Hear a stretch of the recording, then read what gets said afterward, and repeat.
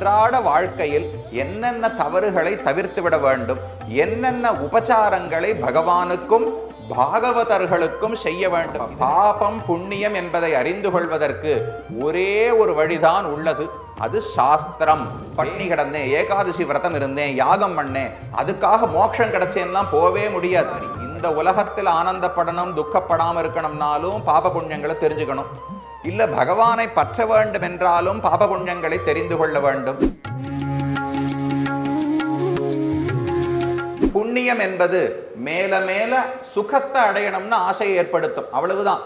புண்ணியம் என்பதும் நேர மோட்சத்துக்கு நம்மளை அழைச்சிட்டு போகாது, பகவானுடைய கருணை தான் மோட்சத்துக்கு அழைத்து செல்லும். அப்ப புண்ணியம் எதற்குனால் மேலும் மேலும் சுகத்தை அடைய வேண்டும்ங்கிற ஆசை புண்ணியம் இருந்தால் தான் வரும். அந்த சுகத்துல மிக உயர்ந்த சுகம் என்ன? மோட்சம்ங்கிற சுகம்.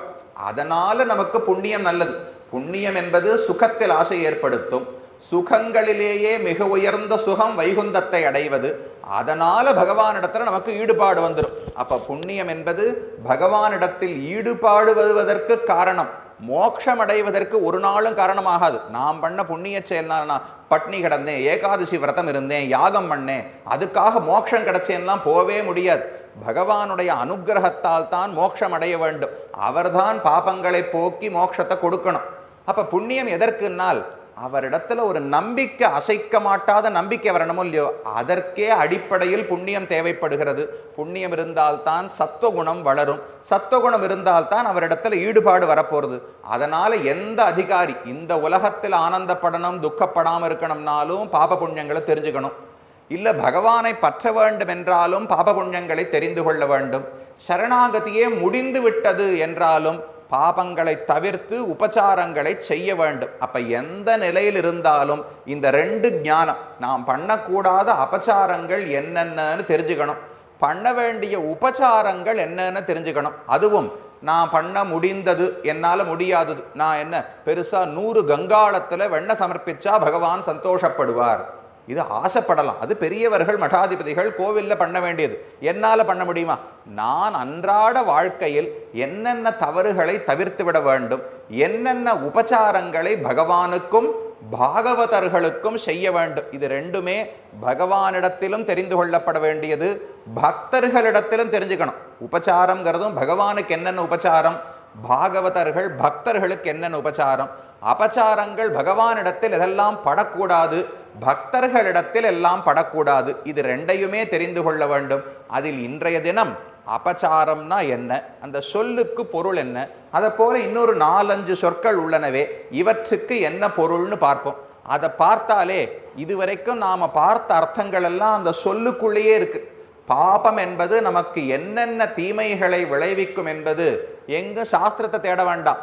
அதுக்கு நாம வழக்கத்தில் வச்சுருக்கிற ஒரு 4-5 சொற்களை பார்த்தாலே பொருள் தெரிஞ்சிடும். அதற்கு மேலே பகவானிடத்தில் படக்கூடாத அபச்சாரங்கள் என்ன, பக்தர்களிடத்தில் படக்கூடாத அபச்சாரங்கள் என்ன என்று ஒரு அளவுக்கு பார்க்கலாம். முதல்ல அபச்சாரம் அப்படின்னு ஒரு சொல், அதுதானே தலைப்பிலேயே இருக்க சொல். சாரம்னு சொன்னால் நடத்தை என்று பொதுவாக பொருள் கொள்ளலாம். ஆச்சரணம் எப்படின்னு சொன்னா ஆச்சாரம்னு சொல்றோம் இல்லையோ, ஆச்சாரம்னா அடிப்படையாக நாம் பின்பற்றக்கூடிய நல் நடத்தைகள், அதை ஆச்சாரம்னு சொல்றோம். அபச்சாரம்னா என்ன? அப அப்படின்னு சொன்னால் முரணானது, முரண்பட்டதுன்னு அர்த்தம். அபச்சாரம்னு சொன்னால் முரண்பட்ட நடத்தை என்று பொருள் கிடைக்கிறது. எதுக்கு முரண்பட்டதுனால் வேதத்துக்கு முரண்பட்டது. இது முதல் புரிதல் நாம வச்சுக்கணும். இந்த தர்ம புண்ணியம் பாபம் என்பதை எதை கொண்டு தெரிந்து கொள்ளலாம்னால் கண்ணால பார்த்து ஒரு நாளும் தெரிஞ்சுக்க முடியாது. யாரான ஒருத்தர் பார்த்த உடனே சுவாமி இவர்கிட்ட ஒரு 15 புண்ணியங்களும் 35 பாபங்களும் இருக்குன்னு யாராலையும், ரொம்ப சொல்லிட்டேன், இதை ஒரு கோட்டியால பெருக்கிக்கணும். 15 கோடி பாப புண்ணியங்களும் 35 கோடி பாபங்களும் இருக்குன்னு வேணா சொல்லலாம். ஆனா கண்ணால பார்த்து சொல்ல முடியாது. அனுமானம் பண்ண முடியுமா? இவர் என்னென்ன பாபங்களை எல்லாம் செய்திருக்கிறார்னு அனுமானம் பண்ண முடியுமானால் அவர் பண்ண காரியத்தை எல்லாம் நாம் பார்த்தா தான் அனுமானம் பண்ண முடியும். என்னுடைய முன்பிறவிகளே எனக்கு தெரியாது, எதிராளியினுடைய முன்பிறவி எனக்கு எப்படி தெரிஞ்சு கொள்ள முடியும்? அப்ப பாபம் புண்ணியம் என்பதை அறிந்து கொள்வதற்கு ஒரே ஒரு வழிதான் உள்ளது, அது சாஸ்திரம், வேதம் என்கிற மூல நூல். வேதோகிலோ தர்ம மூலம் ஸ்மிருதி ஷீலேச்ச தத்விதாம் ஆச்சாரச்சைவ சாதுனாம் ஆத்மனஸ் துஷ்டிரேவச்ச என்று மனு பகவான் மனுஸ்மிருதியில தெரிவிக்கிறார். மேலும் இது போன்ற சிறப்பான நிகழ்ச்சிகளை காண இப்போவே லைக் பண்ணுங்க, ஷேர் பண்ணுங்க, மறக்காம சப்ஸ்கிரைப் பண்ணுங்க.